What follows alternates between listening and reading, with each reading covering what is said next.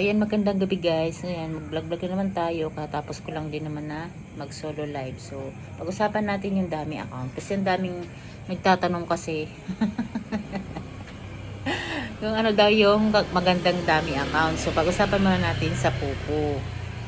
Ang magandang dami account po sa Pupo ay lalaki. Kasi ang lalaki ay coins ang makukuha niya sa kada PL niya. Kasi ang lalaki naman pag hindi pa level 5 ay hindi pa pwede mag solo live. So dati nga ay level 10 pero ngayon binabaan na ng Pupo. So ibig sabihin yung coins ng makukuha ng lalaki, pwede mo siyang isalin dun sa pinaka main account mo sa Pupo.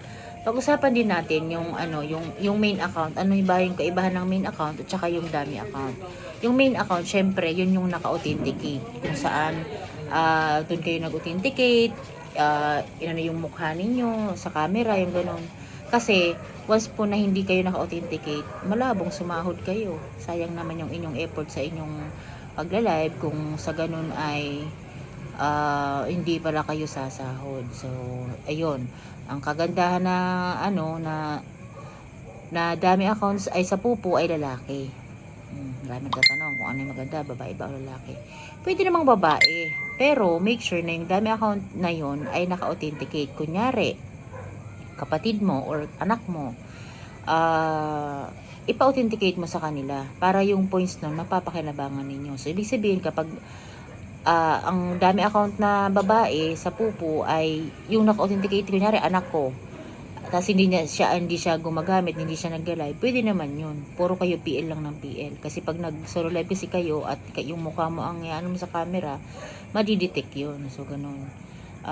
Sasahod ang dami account kung naka-authenticate.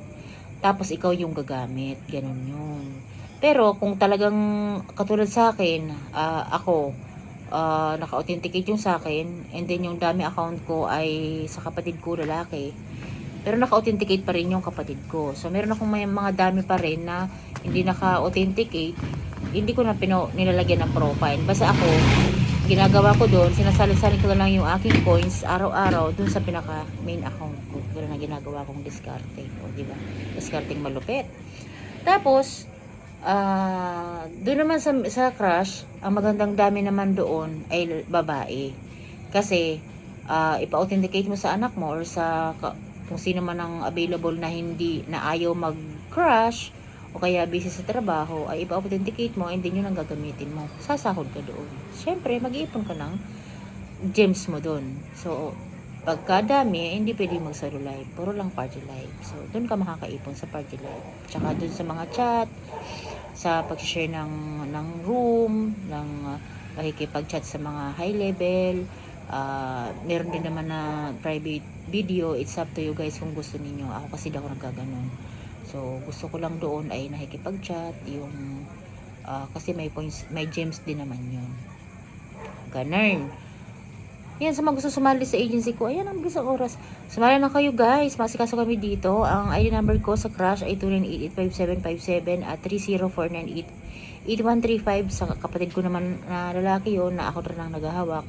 At sa Pupo naman ay 447108. Sa anak ko naman yun, ako din ang naghahawak. So all in all, tatlo po ang hawak ko. Kaya dito kayo sumali sa amin. Masikaso po kami. Ayan guys, sali na. Dami na natin. Nasa 200 plus na tayo. Sana magdagdag pa tayo hanggang 1,000.